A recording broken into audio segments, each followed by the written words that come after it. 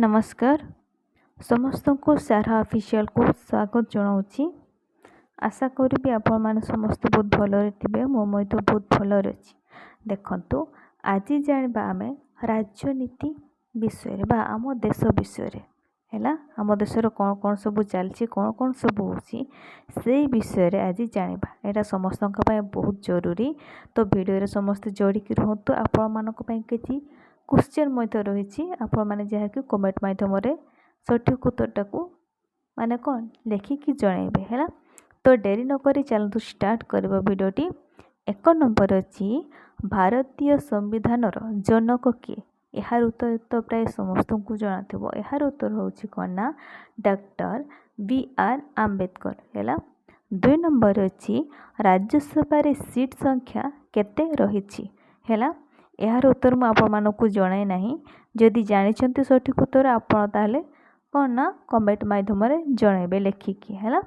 तापर 3 नंबर अच्छी संविधान चिठा कमिटी आगरे किए प्रस्ताव देइतिले यार सठिक उत्तर कौन ना जवाहरलाल नेहरू। तापर 4 नंबर प्रस्तावनार पूर्वावलोकन अनुजाई भारत रे सठिक नामकरण कौन है।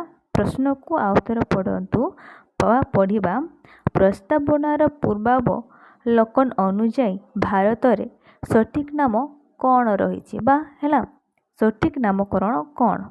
यार सठिक उत्तर कौन हम सार्वभौमत्व समाजवादी धर्मनिरपेक्ष गणतांत्रिक और साधारणतंत्र है। 5 नंबर को जीवा।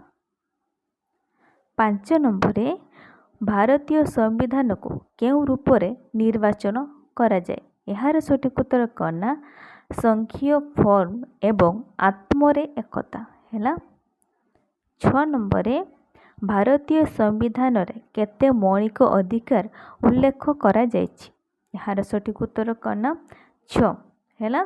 केते 6टी मौलिक अधिकार उल्लेख करा जायछि भारतीय संविधान रे। तापर 7 नंबर जदि गोटे राज्य रे नियम लागू हुए तेबे राज्य कहा द्वारा शासित होता है। जदि गोटे राज्य धरा जो आमर ओडिशा राज्य रे गोटे कौन नियम लागू है तो सी पचारुची तेबे यह कहा द्वारा शासित होता है यार सठिक उत्तर कौन ना राज्यपाल को द्वारा शासित होता है। तापर 8 नंबर को जीवा जरूरी कालीन समय रे मध्य केउ धारा स्थगित करा जाई पारे नाही यार सठिक उत्तर कौन ना धारा 20 एवं 11 है। धारा 20 एवं 11 जेते जरूरी कालीन समय रे मध्य यह कौन ना स्थगित करा जाए पारे नाही है।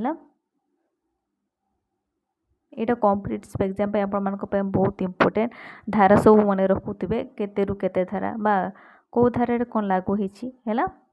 तापर 9 नंबर को जीवा विधानसभार स्थायी राष्ट्रपति किए थिले यार सठिक उत्तर डॉक्टर राजेंद्र प्रसाद। 10 नंबर स्वाधीनता पर भाषा आधार में संगठित प्रथम राज्य केउटी यार सठिक उत्तर आंध्र प्रदेश।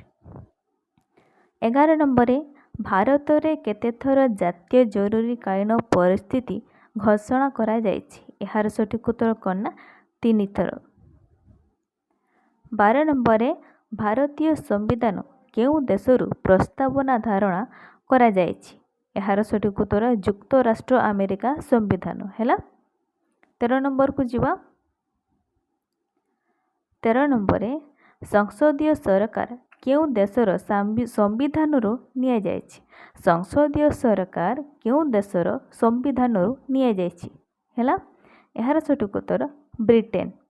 14 नंबर को जीवा केउ देशर संविधान मौलिक अधिकार निया जायछि यार सठिक उत्तर कौन ना युक्त राष्ट्र अमेरिका।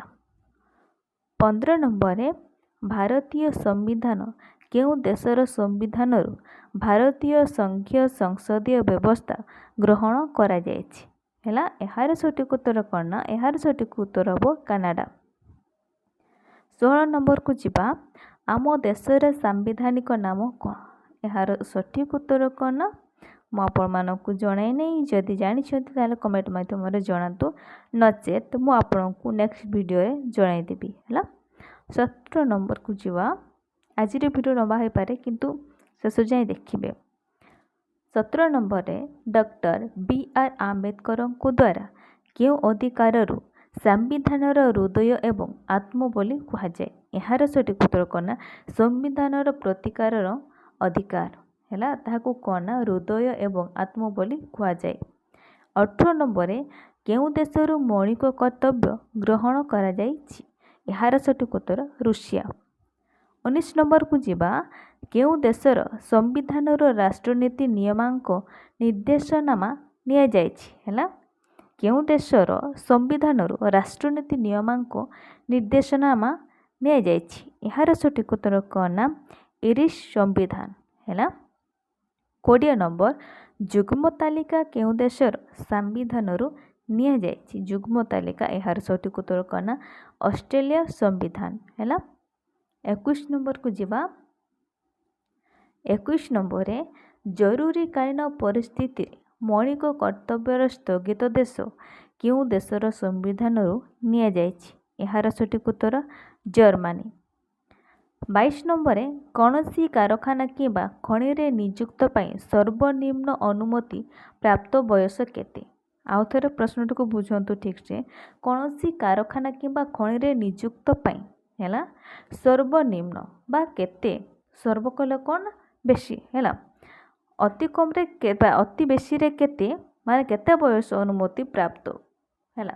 ତ କେତେ ବୟସରେ କ'ଣ ନା କାରଖାନା ଓ ଖଣିରେ ସେ କାମ କରିପାରିବ ବୋଲି ସେ କହୁଛି, ପ୍ରାପ୍ତ ବୟସ କେତେ? ଏହାର ସଠିକ ଉତ୍ତର କ'ଣ ନା 14 ବର୍ଷ ହେଲା। 23 ନମ୍ବରରେ ଭାରତୀୟ ସମ୍ବିଧାନରେ ନାଗରିକତ୍ୱ ବ୍ୟବସ୍ଥା କେଉଁ ଭାଗରେ ଅନ୍ତର୍ଭୁକ୍ତ ହୋଇଛି? ଏହାର ସଠିକ ଉତ୍ତର କ'ଣ ନା ଭାଗ 2, ଧାରା ହେଉଛି କ'ଣ ନା 5ରୁ 11 ହେଲା। ଭାଗ ହେଉଛି ଦ୍ୱିତୀୟ କିନ୍ତୁ ଧାରା କେତେରୁ କେତେ ରହିବ ନା 5ରୁ 11। ତାପରେ 24 ନମ୍ବରକୁ ଯିବା। ଭାରତୀୟ ସମ୍ବିଧାନରେ ରାଷ୍ଟ୍ରପତି ନିର୍ବାଚିତ ପଦ୍ଧତି କେଉଁ ଦେଶରୁ ଗ୍ରହଣ କରାଯାଇଛି? ଏହାର ସଠିକ ଉତ୍ତର କ'ଣ ନା ଆୟର୍ଲାଣ୍ଡ ହେଲା। 25 ନମ୍ବର କାହା ଦ୍ୱାରା ଭାରତ ରାଷ୍ଟ୍ରପତିଙ୍କ ଶପଥ ଗ୍ରହଣ କରନ୍ତି? ଆମ ଯିଏ ରାଷ୍ଟ୍ରପତି ଅଛନ୍ତି ସେ କହୁଛି ସେ ରାଷ୍ଟ୍ରପତି କାହା ଦ୍ୱାରା ଶପଥ ପାଠ ଗ୍ରହଣ କରନ୍ତି? ଏହାର ସଠିକ ଉତ୍ତର ଭାରତର ମୁଖ୍ୟ ବିଚାରପତିଙ୍କ ଦ୍ୱାରା କ'ଣ ନା ଶପଥ ପାଠ ଗ୍ରହଣ କରନ୍ତି। 26 ନମ୍ବରରେ କେଉଁ ଧାରା ଅନୁଯାୟୀ ଭାରତ ରାଷ୍ଟ୍ରପତି ଆର୍ଥିକ ଜରୁରୀକାଳୀନ ପରିସ୍ଥିତି ଘୋଷଣା କରିପାରିବେ? ଏହାର ସଠିକ ଉତ୍ତର ଧାରା କେତେ ନା 360। ତାପରେ ଯିବା 27 ନମ୍ବରକୁ। 27 ନମ୍ବରରେ ଆମ ସମ୍ବିଧାନରେ ଉଲ୍ଲେଖ କରାଯାଇଥିବା ମୋଟ ମୌଳିକ କର୍ତ୍ତବ୍ୟ ସଂଖ୍ୟା କେତେ? ଏହାର ସଠିକ ଉତ୍ତର କ'ଣ ନା 11ଟି।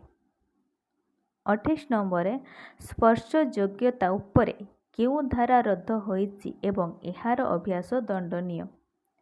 ସ୍ପର୍ଶ ବା ଜାତି ଭେଦଭାବ ବା ଯେଉଁ ଆମେ କ'ଣ ହେଉନଥିଲା କି ଆଗରେ ଯେଉଁ ଯେ ଆମେ ଅନ୍ୟ ଜାତିକୁ ଛୁଇଁବାନି, ସିଏ ଆମକୁ ଛୁଇଁଲେ କିଛି ଅପବିତ୍ର ହୋଇଯିବ, ସେମିତି ଯେଉଁ ଥିଲା ନାହିଁ ସ୍ପର୍ଶ ଯୋଗ୍ୟତା, ସେଇଟା କହୁଛି ସ୍ପର୍ଶ ଯୋଗ୍ୟତା ଉପରେ କେଉଁ ଧାରା ରୁଦ୍ଧ ହୋଇଛି ଏବଂ ଏହାର ଅଭ୍ୟାସ ଦଣ୍ଡନୀୟ ହେଲା। ଏହାର ସଠିକ ଉତ୍ତର କ'ଣ ନା ଧାରା 17ରେ ସେଟା ହେଲା। ଧାରା 17ରେ କ'ଣ ନା ଅଛୁଆଁ ଭେଦଭାବ ରହିଛି ହେଲା ଧାରା 17ରେ। ତ 29 ବା 29ରେ ଦେଖିବା ଭାରତୀୟ ସମ୍ବିଧାନରେ କେତେ ପ୍ରକାର ଆଦେଶନାମା ଅଛି? ଏହାର ସଠିକ ଉତ୍ତର 5 ପ୍ରକାର।